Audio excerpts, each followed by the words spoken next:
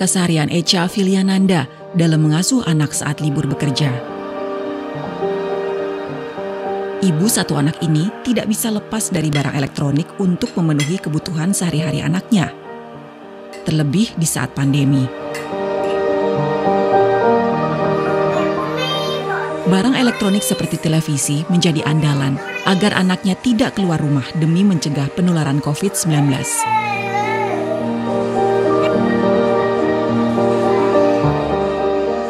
Echa adalah gambaran bagaimana ibu rumah tangga di perkotaan tidak bisa lepas dari penggunaan listrik.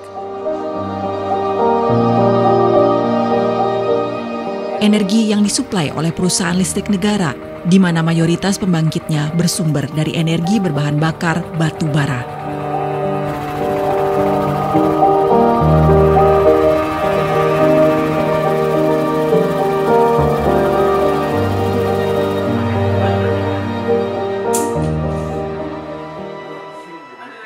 Di tengah aktivitas mengasuh anak, kami ajak Echa dan ibu rumah tangga lainnya untuk menyaksikan tayangan berikut ini.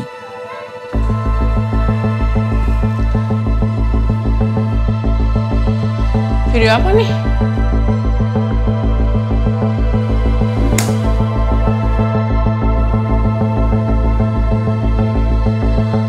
Kisah bagaimana nasib anak-anak yang hidup di dekat sumber pembangkit energi listrik berbahan bakar batu bara.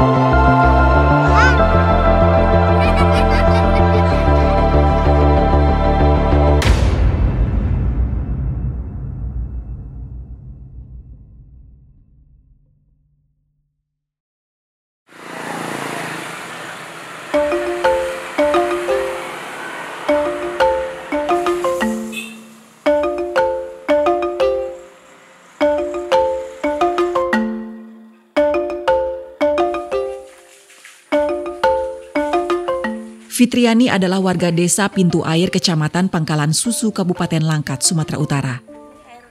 Ibu dua anak ini tinggal di permukiman yang bersebelahan dengan pembangkit listrik tenaga uap atau PLTU.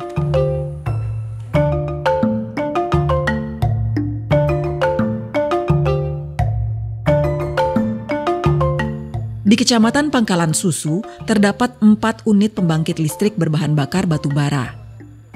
2 di antaranya baru resmi beroperasi pada 2019, disalurkan untuk memperkuat sistem Sumatera bagian utara, jaringan Pangkalan Susu hingga Binjai.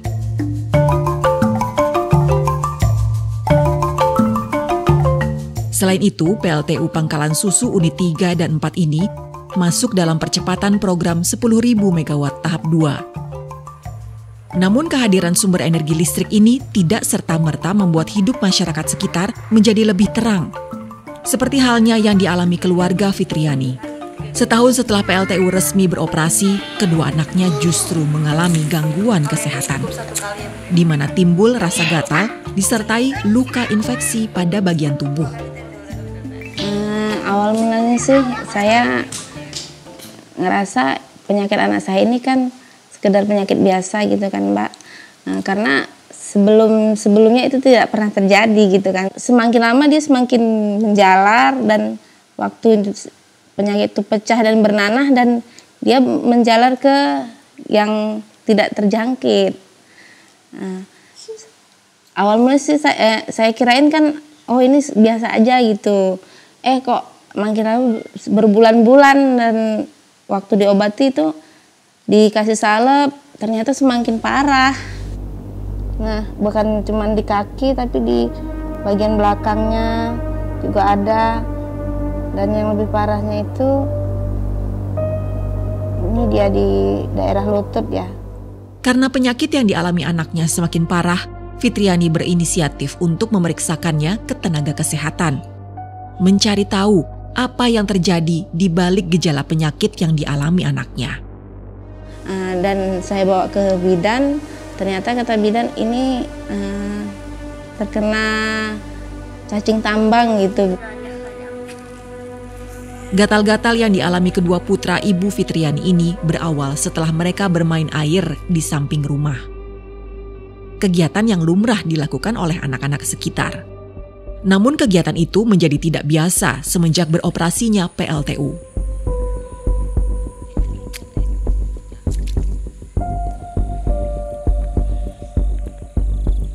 Bahkan sakit yang dialami kedua anaknya bukan hanya masalah pada kulit, namun juga pernapasan. Seperti halnya kasus yang dirasakan masyarakat Kabupaten Jeneponto, Sulawesi Selatan.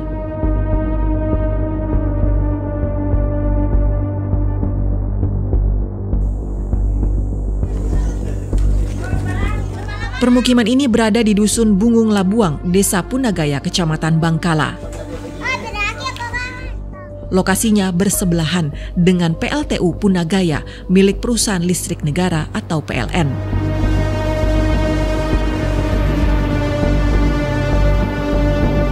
PLTU berkapasitas 2 kali 100 MW ini menjadi bagian dari proyek listrik 30.000 MW di era Presiden Joko Widodo.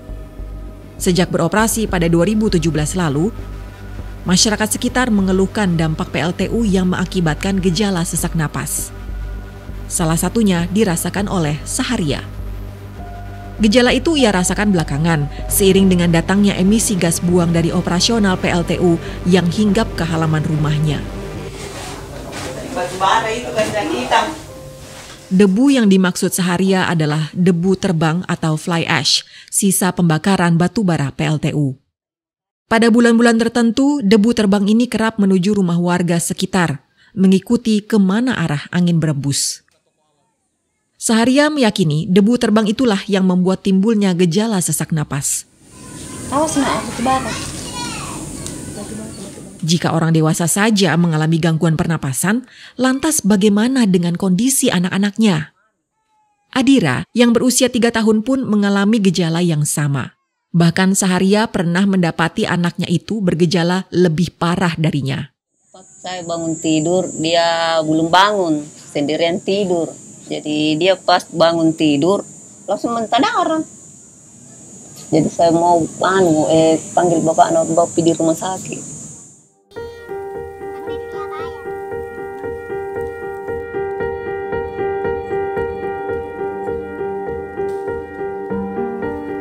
Gejala penyakit serupa juga diderita oleh anak-anak yang tinggal di sekitaran PLTU Cilacap.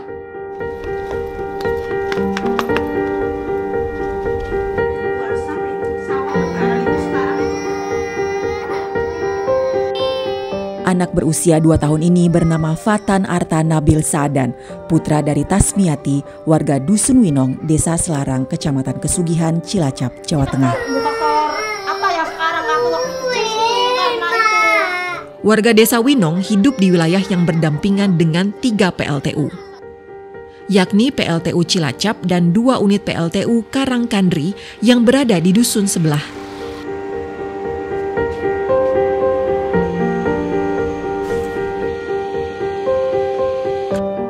Tasmiati juga mendapati anaknya bergejala penyakit yang biasa dialami oleh warga di dekat PLTU. Sesak napas yang dialami anaknya terjadi sejak berusia 4 bulan. Bahkan anaknya itu sempat menjalani rawat inap di rumah sakit untuk mendapatkan perawatan yang lebih intensif. Gejala sesak napas itu terus dialami hingga Fatan berusia 3 tahun. Artinya, ia berulang kali mengalami sesak napas selama 2 tahun lebih. Waktu lahir sih normal di bidan biasa, tapi setelah 4 bulan itu tahu batuk pilek katanya, terus masuk ke dokter spesialis anak itu disuruh opnam. Itu batuk pilek tapi sampai kayak nggak bisa napas gitu, terus diuap. Itu 2 kali umur 4 bulan sampai 6 bulan. Di opnam 2 kali. Sakit berkepanjangan yang dialami anaknya itu tak lepas dari limbah batubara sisa pembakaran atau bottom ash yang dibuang dekat permukiman.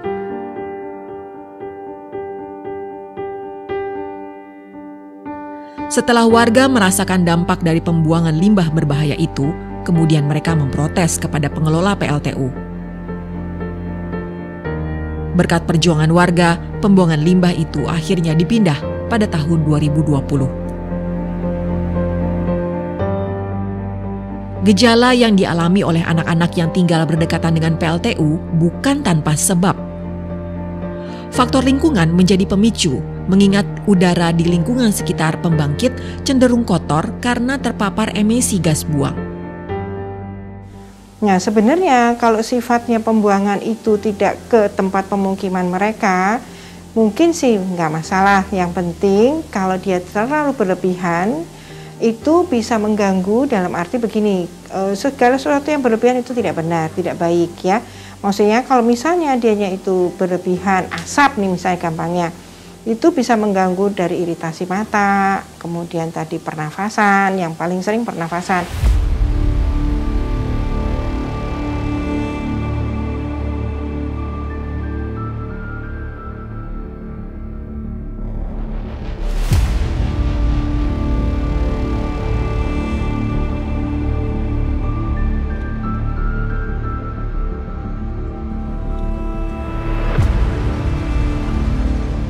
Fenomena ini kerap dialami masyarakat yang tinggal dekat dengan embusan polusi pembuangan pembangkit listrik berbahan batubara. Hal ini berkaitan dengan adanya zat kandungan berbahaya di dalamnya, seperti nitrogen dioksida, sulfur dioksida, logam berat beracun seperti arsenik, nikel, krom, timbal, dan merkuri. Semua kandungan itu bercampur dalam partikel halus PM2,5.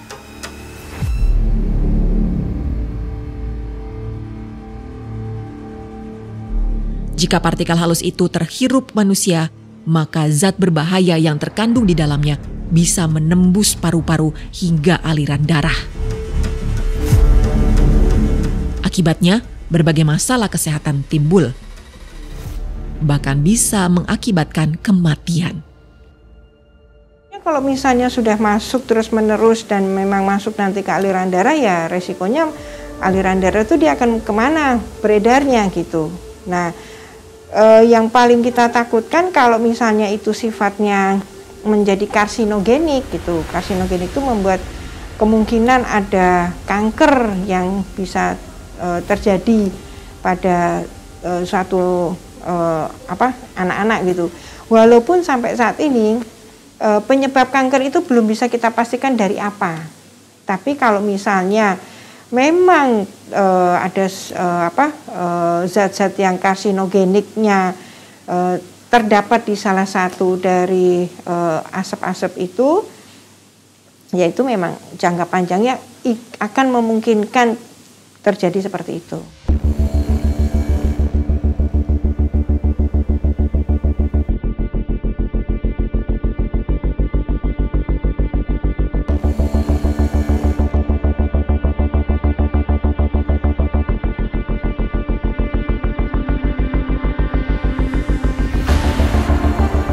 Persoalan dampak kesehatan dari polusi PLTU tidak hanya sebatas dari udara.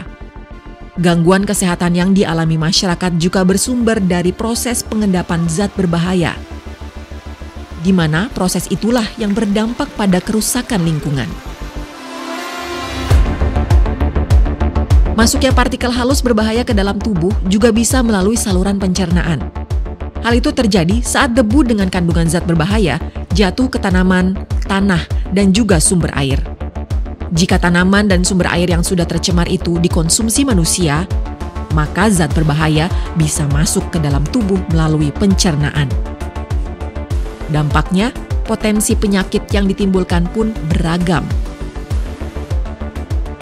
Gas yang tadi nanti kalau terjadi terjadi pengendapan itu juga bisa diserap oleh tanaman sehingga nanti bahan-bahan berbahaya yang dikeluarkan oleh emisi gas buang dari PLTU itu juga nanti akan masuk ke dalam tanaman karena diserap oleh tanaman. Nah, kalau tanamannya ini adalah tanaman yang dikonsumsi juga akan masuk ke dalam tubuh melalui saluran pencernaan. Jadi penyakit-penyakit yang diderita itu dari mulai yang paling ringan ya, sampai kepada yang paling berat, kanker misalnya, ya. Nah, bahkan itu mengancam kematian.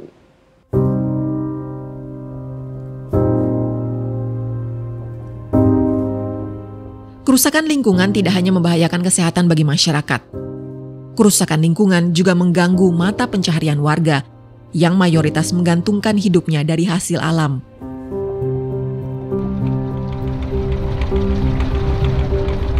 Semua masalah berawal dari kapal tongkang pengangkut batu bara ini yang bersandar di perairan Pangkalan Susu.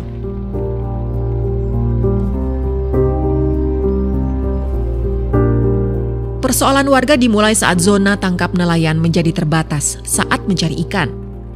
Hal itu terjadi saat warga dilarang melintas di area yang dilalui kapal pengangkut.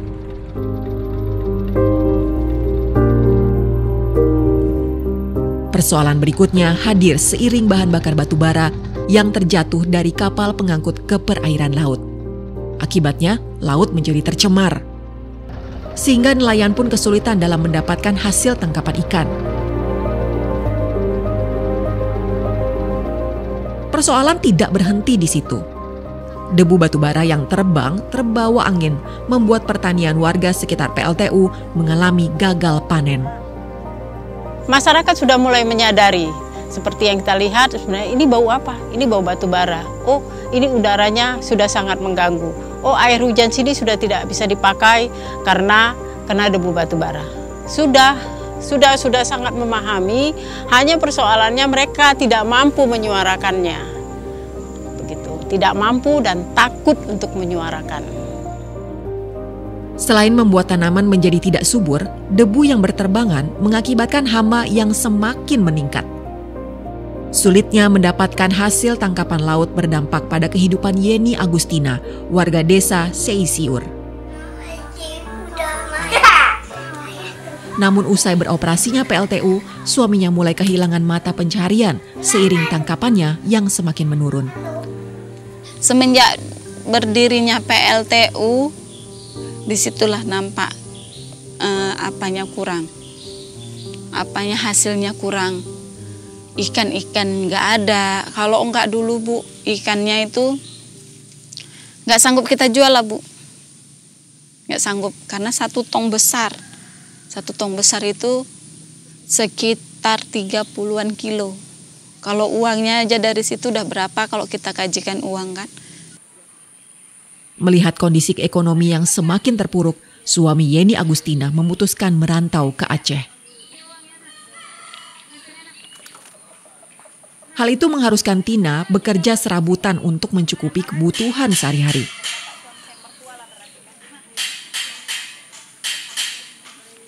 Dari sinilah anak Tina yang masih berusia 9 tahun dan kedua adiknya yang masih di bawah 5 tahun harus ditinggal di rumah selama Tina bekerja. Ngambil serabutan pun ya biar bisa nutupi sehari-hari anak banyak kecil-kecil. Jadi kebutuhan anak kan banyak. Ya apa disuruh orang lah. Kayak tadi malam aja saya pulang jam 11:30 malam. Iya. Nyuci. Sore pulang nanam. Mandi-mandi beresin rumah, pergi lagi dekat orang ambil upah nyuci. Adanya aktivitas PLTU juga memunculkan kekhawatiran bagi keberlangsungan mata pencaharian masyarakat Jeneponto. Salah satu pendapatan utama warga di desa ini adalah budidaya rumput laut. Seperti aktivitas para perempuan di Dusun Bungung Labuang ini. Dalam sekali panen rumput laut, tiap warga bisa membawa pulang 2 pikul. 1 pikul setara 100 kg. Rumput laut yang telah dikeringkan dijual kepada pengumpul seharga 14.000 per kilonya.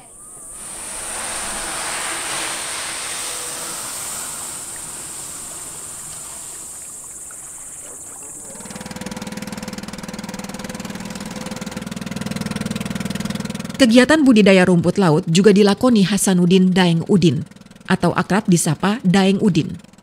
Pria berusia 51 tahun ini sudah akrab dengan rumput laut sejak tahun 90-an. Kegiatannya saat ini mengambil rumput laut yang telah ditanam sebelumnya.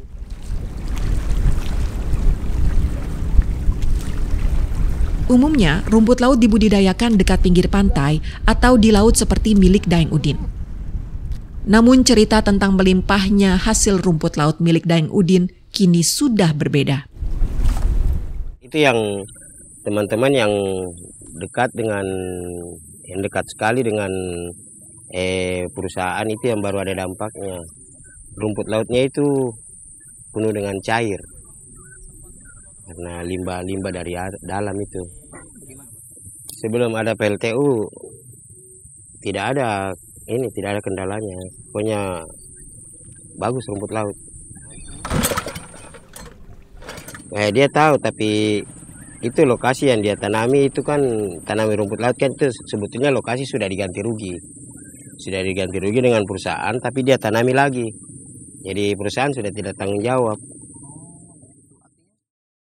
Dari ketiga wilayah permukiman yang berdekatan dengan PLTU, dampak kesehatan menjadi masalah utama yang dihadapi masyarakat.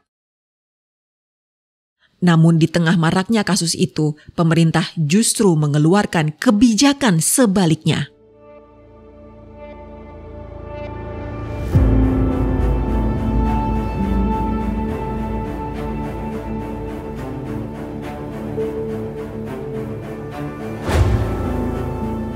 Melalui peraturan pemerintah, Presiden Joko Widodo mencabut limbah batu bara hasil pembakaran PLTU dari kategori bahan beracun dan berbahaya atau B3.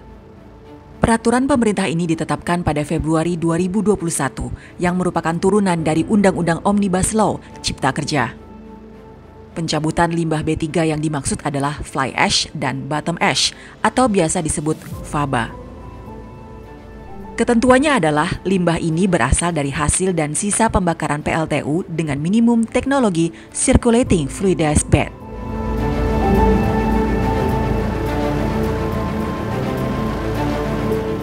Di mana teknologi yang sama dimiliki oleh PLTU di Pangkalan Susu Sumatera Utara dan Jeneponto, Sulawesi Selatan.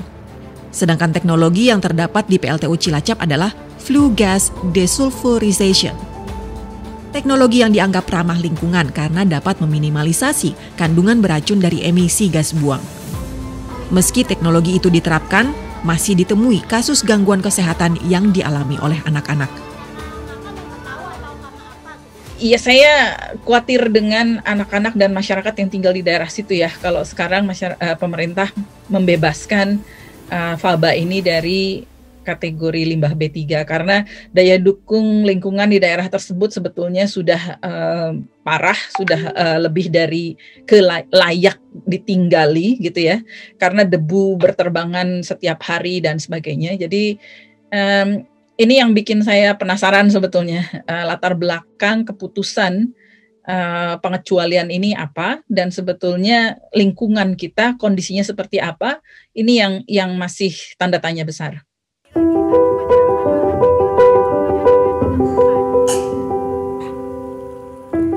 Lantas bagaimana dampak pencabutan limbah batubara jenis FABA dari kategori bahan berbahaya dan beracun? Aturan itu membuat pengusaha PLTU tidak perlu lagi menggunakan izin untuk mengelola limbah yang dihasilkan, sehingga potensi pencemaran yang terjadi semakin mengancam kerusakan lingkungan. Maka anak menjadi kehilangan hak ekologis, di mana mereka kehilangan hak untuk dapat bertumbuh kembang dengan baik. Mengingat lingkungan yang sudah tercemar oleh limbah batubara sehingga udara yang mereka hirup tidak lagi bersih. Anak-anak hidup dan bermain dengan udara yang tercemar tanpa ada pihak yang harus bertanggung jawab.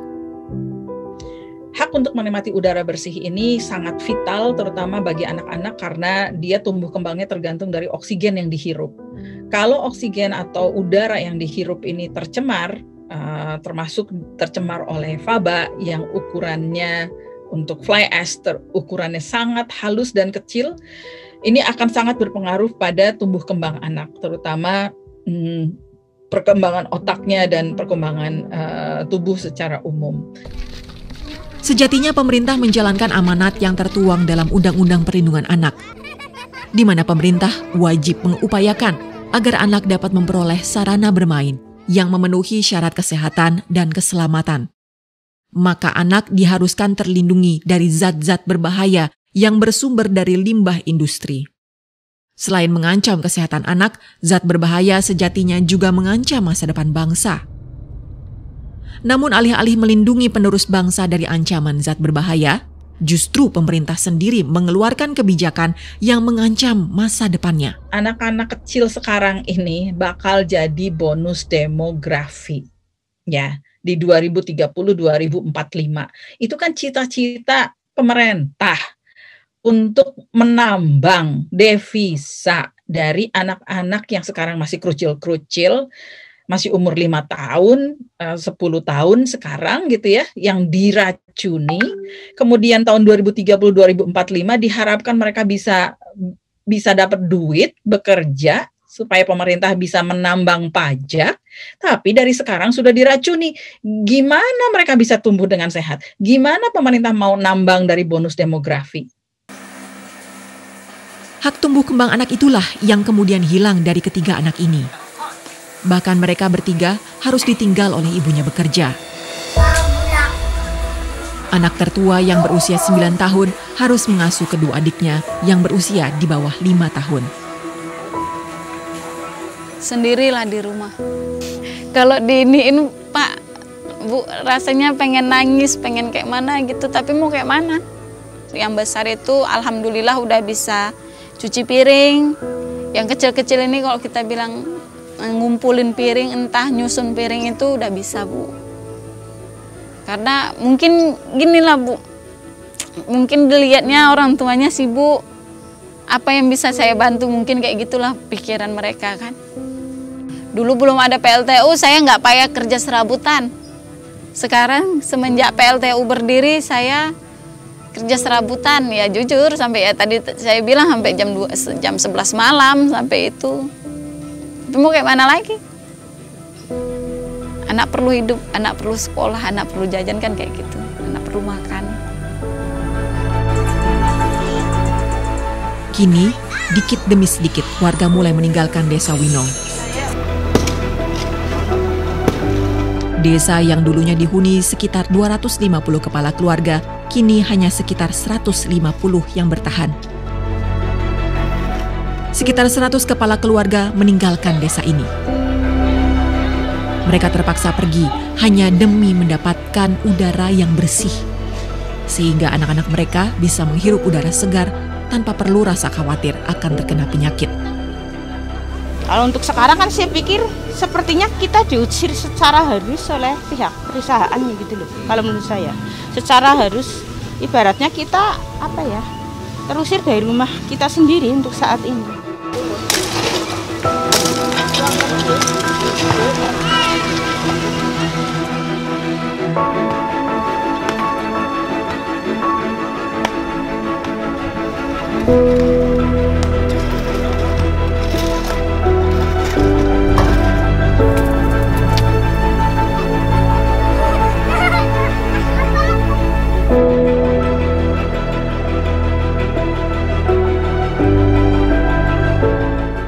Sebenarnya sih nggak nyangka ya. Sedih banget ya sebenarnya. Kayak listrik yang selama ini saya konsumsi gitu di rumah, ada dampak yang serius gitu di baliknya gitu.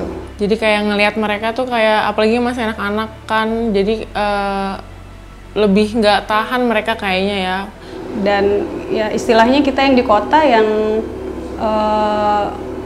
bisa menikmati privilege itu semua gitu ya, ternyata di tempat yang produksinya malah harus nanggung resiko yang begitu besar ya. Ada nggak ya energi lain yang bisa dipakai gitu selain PLTU ini? Karena kayak makan banyak korban banget ternyata ya. Seperti tadi kayak bisa kanker juga gitu, sampai kematian gitu, kesian aja sih. Itu gimana kalau yang terpaksa harus tinggal di situ dalam waktu yang lama gitu ya? Kepikiran juga sih, sedih juga ya ngelihatnya.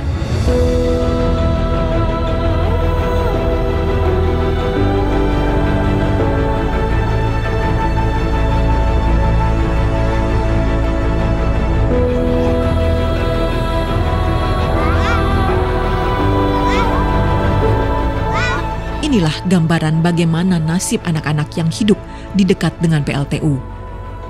Sumber pembangkit energi listrik berbahan bakar batu bara justru membuat masa depan mereka terancam.